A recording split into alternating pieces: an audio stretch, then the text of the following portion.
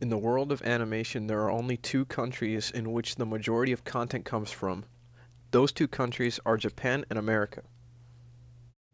The two most recognizable names in animation from these two countries are Disney, which is an American-based studio, and Studio Ghibli, which is based in Japan. First film I'll be analyzing is Lilo and Stitch. Lilo and Stitch is a full-length animated film published by Disney in the year 2002. It follows the life of a little girl named Lilo who lives with her sister Nani. One day when picking out a dog, Lilo happens upon Stitch, who is a highly dangerous alien, and keeps him as a pet. After that, their antics ensue. If you couldn't tell already, Lilo and Stitch is a movie that falls in the genre of science fiction or sci-fi. Sci-fi is a genre that usually involves extraterrestrial beings or technology far different from our own. Seeing as how Stitch, who is a main character, is a product of this technology, this movie has sci-fi aspects in spades. In addition to being a sci-fi movie, Lilo and Stitch is also a comedy, which is very prominent throughout the entire film. The film uses a combination of situational humor, slapstick, and other forms of comedy to keep the viewer engaged and enjoying the movie. Moving on from the genre and into the plot, the narrative is actually a very simple one. Throughout the movie, heavy themes of family and love are presented between Lilo and Nani because of the passing of both of their parents. Stitch, being an alien made for only destruction, never partakes in any of these events until the very end of the movie. At the end, Stitch is forced to show that he's changed, not by only accepting the love given to him by Lilo, but also by returning that of which he's given. The next movie of my analysis is Ponyo, which was made by Studio Ghibli in 2008. Ponyo follows the story of a boy named Sasuke who finds a magical fish and names her Ponyo. Ponyo and Sasuke is separated, but with the help of her magical powers, Ponyo turns into a human girl and finds Sasuke, but floods the town he lives in the process. By that description alone, one would be able to tell this movie falls into the genre of fantasy. Fantasy is a genre that deals with supernatural or magical beings. Ponyo herself displays on multiple occasions the extent of her powers when she turns into a human girl and then rides waves that look like giant fish that eventually flood the entire island of which Sasuke and all of the people live on. Also, Ponyo's parents, especially her mother, are shown to be supernatural entities that control the forces of the ocean and the moon. That alone falls heavily into the fantasy genre. In addition to being taken place in a fantasy genre, which is extremely similar to Lilo and Stitch's sci-fi genre, Ponyo also has a similar message at the end of the movie. At the end of the movie, Ponyo is becoming a fish again, and Sasuke is told by her mother that if he ever wants to see her again, he must love her regardless if she's a fish or a human.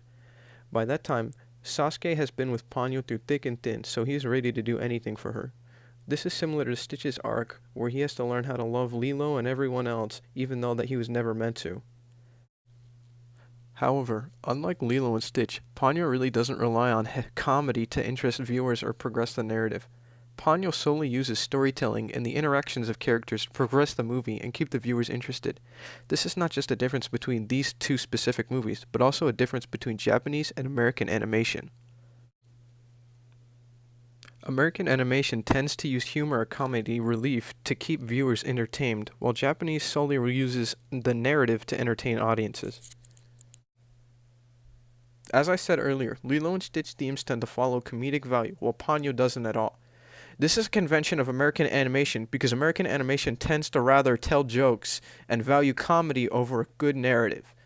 Japanese animation, however, does the opposite, while valuing a good story with a clear resolution in mind rather than a loose story with jokes and comedy in mind.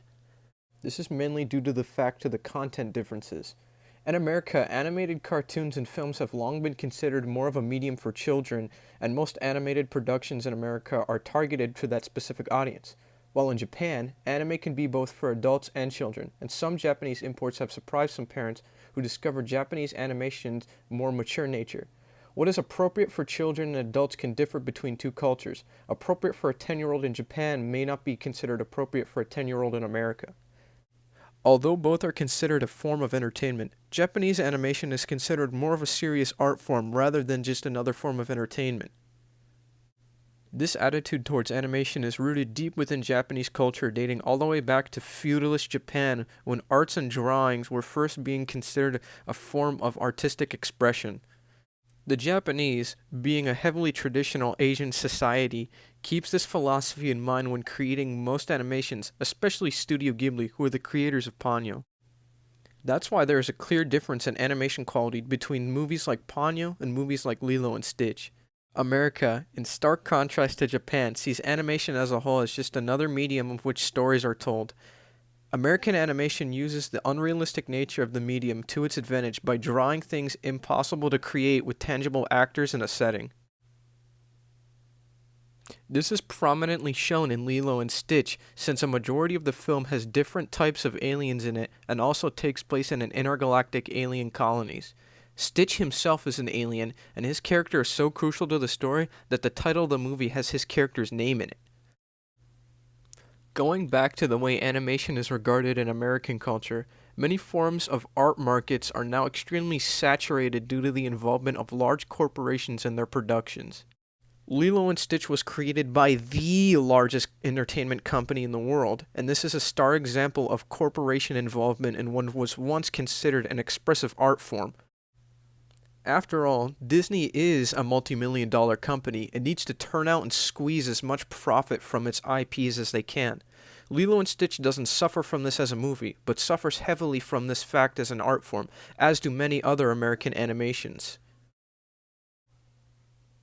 To conclude my thoughts, I think both Ponyo and Lilo and Stitch are great examples of animation from the 2000s. Both have fun stories and both are great movies, but I think both have each similarities and differences that make them their own movie. These differences spawn from the movie's countries of origins and the attitude towards animation as an art form in those specific countries.